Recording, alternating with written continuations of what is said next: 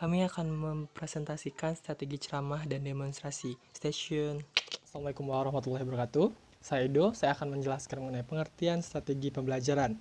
Strategi pembelajaran merupakan sebuah perencanaan atau strategi atau pola yang telah diatur sedemikian rupa oleh pendidik agar materi yang disampaikan tersampaikan dengan jelas dan mudah dipahami oleh peserta didik. Jadi, sebuah materi itu sudah dirancang atau sudah dibuat pola sedemikian rupa agar tersampai dengan baik, seperti pada Bunpo misalkan satu pertemuan satu bab dan sebanyak satu semester menghabiskan 26 bab atau 24 bab atau 14 bab gitu loh. Jadi sudah ditentukan sebagaimana siswa atau peserta didik itu bisa memahami materi yang akan disampaikan gitu. Oke, mengapa strategi pembelajaran perlu diterapkan dalam pendidikan? Jadi, strategi pembelajaran itu sebuah tolak ukur gitu loh, atau pertimbangan dari mana materi itu akan disampaikan, atau sampai mana materi itu akan disampaikan oleh pendidik kepada peserta didik. Kita dapat lihat di Hioki semester 1, kita belajar katakana dan hiragana dulu, baru mulai yang namanya bunpo dan chokai dan kaiwa gitu loh. Jadi kita harus paham dasar dulu cara membacanya, baru kita mulai memahami tata bahasa dan yang lainnya gitu. Dan juga strategi pembelajaran itu diharapkan peserta didik lebih memahami dan mengelola materi tersebut dengan baik dan tersampai dengan efektif juga gitu loh. Dan oke, kita selanjutnya strategi pembelajaran. Jenis strategi pembelajaran itu ada banyak. Jadi pendidik harus paham gitu loh, strategi mana yang akan disampaikan atau lebih efektif strategi mana untuk menyampaikan materi yang mereka ajarkan. Seperti contoh yang kami ambil, yaitu ceramah dan demonstrasi. Oke, contoh ceramah sebagai berikut.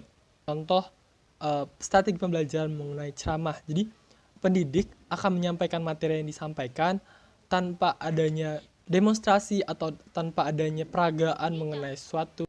Oke, selanjutnya ada demonstrasi. Demonstrasi itu materi yang telah diajarkan dipraktekkan atau didemonstrasikan didik agar peserta didik lebih mudah memahami seperti di belakang. Oke, ceramah. Jadi pendidik akan menjelaskan materi yang disampaikan sejelas-jelasnya di depan kelas tanpa ada yang demonstrasi. Juga metode ini cukup berbicara di depan kelas, sekali bertanya kepada peserta didik mengenai materi yang disampaikan apakah sudah jelas, atau ada pertanyaan atau mengenai materi-materi yang disampaikan, seperti menjelaskan Nihon Jijo misalnya. Terus pendidik bertanya, di mana Gunung Fuji misalnya gitu kan. Ada yang jawab, itu namanya ceramah. Itu tetap namanya ceramah gitu. Oke, selanjutnya akan diambil alih oleh teman saya. Baik, terima kasih atas waktunya. Kali ini saya akan melanjutkan penjelasan dari teman saya. Saya akan menjelaskan mengenai karakteristik dan tujuan dari strategi pembelajaran ceramah. Karakteristik yang pertama ialah strategi pembelajaran ceramah berupa penjelasan yang diberikan secara langsung. Contohnya, ketika pendidik memaparkan materi pembelajaran di depan kelas dalam kegiatan belajar mengajar untuk peserta didik. Karakteristik yang kedua, dalam pembagian materi, pendidik harus menjelaskannya secara sesederhana mungkin, baik dalam segi waktu ataupun dalam bahasa yang singkat, padat, dan jelas. Hal ini akan membantu peserta didik untuk tidak bosan ataupun bingung dalam durasi waktu pembelajaran yang cukup lama. Karakteristik yang ketiga, peserta didik dituntut untuk aktif dan ikut andil dalam kegiatan pembelajaran. Contohnya, ketika pendidik sedang menjelaskan materi, ada kalanya pendidik membuka sesi tanya jawab. Sesi tanya jawab ini digunakan untuk mengukur keaktifan serta pemahaman peserta didik dalam pembelajaran. Karakteristik yang keempat, perhatian peserta didik dalam memahami materi yang diberikan oleh pendidik. Seringkali, ketika pendidik menjelaskan materi, pendidik akan memberikan waktu untuk peserta didik menyampaikan saran dan kritik yang membangun guna untuk meningkatkan kualitas kegiatan belajar mengajar. Lalu, bagaimana dengan tujuan strategi pembelajaran ceramah? Tujuannya adalah untuk menyampaikan informasi materi pembelajaran secara umum dan jelas, serta membangkitkan minat belajar peserta didik. Materi selanjutnya mengenai pengertian, karakteristik, dan tujuan dari strategi pembelajaran metode demonstrasi. Sebelumnya, saya akan menjelaskan pengertiannya. Demonstrasi ialah memperlihatkan kepada peserta didik tentang suatu hal yang berhubungan dengan kegiatan pembelajaran.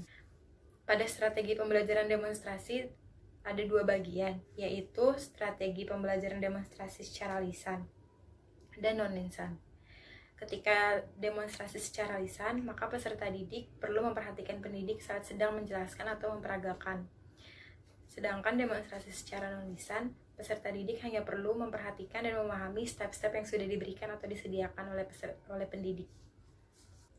Karakteristik demonstrasi yang pertama ialah menggunakan alat peraga untuk mendemonstrasikan suatu materi pembelajaran. Kegunaan alat peraga ini sebagai alat pendukung guna memberikan gambaran secara nyata pada peserta didik dalam memahami materi. Karakteristik demonstrasi yang kedua ialah melatih peserta didik untuk dapat melakukan proses penganalisan dan pengamatan. Setelah peserta didik melakukan penganalisan dan pengamatan, diharapkannya peserta didik dapat meniru apa yang sudah mereka amati dan pelajari setiap pada kegiatan belajar mengajar menggunakan metode demonstrasi. Tujuan dari strategi pembelajaran metode demonstrasi ini ialah memperlihatkan peristiwa pembelajaran secara langsung kepada peserta didik dari materi. Diharapkan peserta didik mudah memahami karena sudah dijelaskan dan sudah diperagakan. Selain melatih kreativitas dari peserta didik, kegiatan belajar mengajar demonstrasi ini membuat suasana kelas menjadi lebih hidup. Sekarang kita akan lanjut ke materi, kapankah kita menggunakan strategi pembelajaran metode ceramah? Yang pertama, pada saat menyampaikan atau menjelaskan sebuah konsep materi baru di depan khalayak. Yang kedua, pada saat ingin memberikan motivasi atau dorongan belajar kepada peserta didik. Strategi pembelajaran ceramah ini digunakan satu arah, yaitu dengan pendidik ke peserta didik. Strategi ini bersifat secara lisan dan dianggap cukup efisien untuk menjelaskan materi. Untuk dapat memahami materi yang disampaikan oleh pendidik, peserta didik cukup menyimak dan mendengarkan. Sekian penjelasan dari saya, sekiranya membantu teman-teman untuk mengerti pengertian, karakteristik, dan tujuan dari strategi pembelajaran ceramah dan demonstrasi. Terima kasih. Baik, saya akan menjelaskan mengenai hal-hal yang harus diperhatikan dalam strategi pembelajaran ceramah. Nah, untuk yang pertama itu adalah pemberi materi harus dapat menguasai materi yang akan dipaparkan secara jelas dan menyeluruh. Hal ini penting untuk diperhatikan karena untuk dapat menjelaskan suatu materi kepada peserta didik, si pemberi materi ini harus terlebih dahulu dapat memahami dan mengerti garis besar materi yang akan disampaikan nantinya. Lalu, pemberi materi ini juga harus dapat menjawab setiap pertanyaan yang diberikan oleh peserta didik, sehingga penguasaan materi ini sangat penting dalam strategi pembelajaran ceramah. Lalu yang kedua itu memiliki ide-ide yang bagus.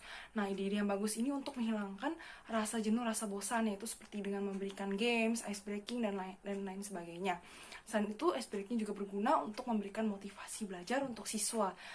Lalu yang ketiga itu adalah pentingnya pertanyaan-pertanyaan maupun masalah-masalah yang bermutu dan berkualitas. Nah, maksud dari pentingnya pertanyaan-pertanyaan maupun pentingnya masalah ini yang berkualitas ini untuk diperhatikan untuk menguji pemahaman peserta didik dalam memahami materi yang telah disampaikan. Nah, dengan adanya masalah-masalah yang berkualitas dapat merangsang kreativitas dan daya pikir peserta didik. Nah, lalu dalam tahapannya, dalam melakukan strategi pembelajaran ceramah terdiri dari beberapa tahapan. Untuk tahapan yang pertama disebut tahapan persiapan. Nah, di dalam tahapan persiapan ini terdapat dalam beberapa bagian lagi, seperti merumuskan tujuan yang ingin dicapai. Nah, tujuan yang ingin dicapai ini bisa diberitahu terlebih dahulu kepada peserta didik, agar peserta didik juga tahu sampai mana dan apa yang tujuan yang ingin dicapainya setelah mendapatkan pembelajaran. Lalu yang kedua itu di bagian tentang menentukan poin-poin yang akan disampaikan. Nah, biasa ini dilakukan oleh si pemberi materi. Sebelumnya harus mempersiapkan diri terlebih dahulu, harus merangkum poin-poin yang akan disampaikan biar bisa menjelaskannya secara singkat, padat, dan jelas. Bisa juga untuk tanya jawab dan lain sebagainya.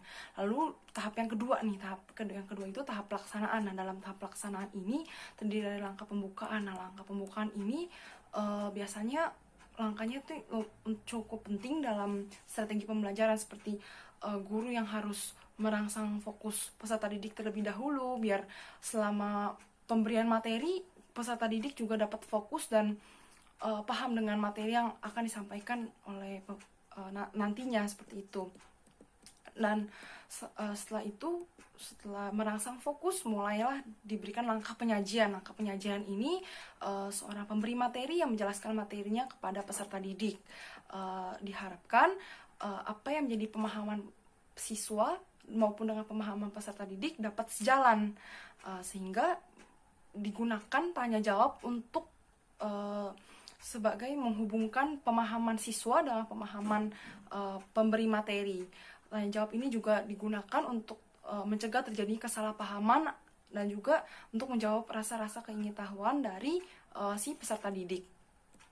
Lalu bisa juga dalam tahap yang selanjutnya, itu tahap ketiga. Nah, tahap ketiga ini adalah tahap mengakhiri atau menutup ceramah. Nah, biasanya tahap mengakhiri ini ada seperti kesimpulan, evaluasi maupun poin-poin penting. Nah, di sini biasanya peserta didik dapat mencatat setiap poin-poin penting yang telah dipaparkan sebelumnya, lalu bisa juga memberikan tanggapan atau kritik. Lalu ada tes lisan. Nah, tes lisan ini diberikan oleh pemberi materi kepada peserta didik untuk menguji sampai mana pemahaman peserta didik tersebut. Lanjut ke strategi pembelajaran demonstrasi. Nah, strategi pembelajaran demonstrasi ini sebenarnya digunakan pada saat seorang guru ingin memberikan gambaran secara nyata untuk memperjelas pengertian atau cara melakukan suatu hal atau konsep suatu materi. Nah, penggambaran ini kan tadi seperti langkah-langkah atau proses. Nah, biasanya tapi sayangnya strategi pembelajaran demonstrasi ini hanya digunakan untuk beberapa mata pelajaran dan jenjang pendidikan seperti mata pelajaran IPA dan lain sebagainya. Lalu sekolah menengah kejuruan, dan juga kalau dalam praktek nyata di pendidikan bahasa Jepang pun itu seperti kaiwa dan lain sebagainya yang notabene harus menguji pemahaman siswa kita mempraktekkan proses berbicara bahasa Jepang kita dalam kaiwa. Lalu kita berlanjut ke slide selanjutnya mengenai hal-hal yang harus diperhatikan dalam melakukan demonstrasi. Nah, hal-hal yang harus diperhatikan itu untuk yang pertama mengenai pentingnya uji coba sebelum melakukan demonstrasi. Nah, uji coba ini penting. Kenapa? Karena biar tidak terjadi kegagalan, kesalahan, atau mungkin melakukan praktik yang lumayan berbahaya biar tidak terjadi kecelakaan. Lalu yang kedua, mengerti dan memahami secara jelas dari demonstrasi yang akan dilakukan. Lalu itu seperti kayak kita melihat kembali langkah-langkahnya, tujuannya, dan lain-lainnya. Lalu yang ketiga, langkah-langkah dalam proses demonstrasi diperhatikan secara seksama, alat dan bahannya juga dicek kembali, keamanannya, dan lain sebagainya. Lalu kita beralih ke tahapan dalam melakukan strategi pembelajaran demonstrasi. Untuk yang pertama adalah tahap perencanaan. Nah, tahap perencanaan ini dibagi dalam beberapa kategori lagi, yaitu dalam merumuskan tujuan akhir. Nah, tujuan akhir untuk apa sih guna dari melakukan demonstrasi ini? Nah, itu pasti ada tujuan yang ingin dicapai. Lalu yang kedua, melakukan uji coba. Tadi seperti sebelumnya dibicarakan, harus dipersiapkan secara matang. Jangan sampai terjadi kesalahan atau kegagalan dalam melakukan demonstrasi. Tahap yang kedua adalah tahap persiapan. Nah, tahap persiapan ini seperti mengatur suasana tenang, lalu tempat duduk yang harus rapi, karena dalam proses praktek ini diharapkan peserta didik dapat melihat proses demonstrasi ini dengan jelas. Lalu bisa juga di bagian yang ketiga mengenai langkah pelaksanaan demonstrasi. Langkah pelaksanaan ini juga seorang peserta didik harus memperhatikan proses demonstrasi tersebut, tidak hanya melihat tapi juga harus memahami, harus mencatat langkah-langkah yang penting. Dan juga sebagai pendidik tersebut harusnya memperhatikan reaksi peserta didik tersebut, apakah mereka paham dengan proses demonstrasi tersebut. Lalu harusnya diberikan, dan juga dalam langkah pelaksanaan ini diberikan juga pertanyaan-pertanyaan maupun yang dapat menguji pemahaman peserta didik, seperti diberikan pertanyaan-pertanyaan teka-teki maupun pertanyaan yang bersifat HOTS dan lain sebagainya. Lalu bisa juga wajib mengetahui tingkat pemahaman peserta didik tadi seperti sebelumnya. Lalu di langkah mengakhiri ini kita harus mengadakan sesi tanya jawab seperti mengakhiri kesimpulan, dan juga harus bisa mereka ulang demonstrasi yang telah dilakukan sebelumnya. Baik, seperti itu penjelasan mengenai strategi pembelajaran, langkah-langkahnya dalam ceramah dan juga demonstrasi.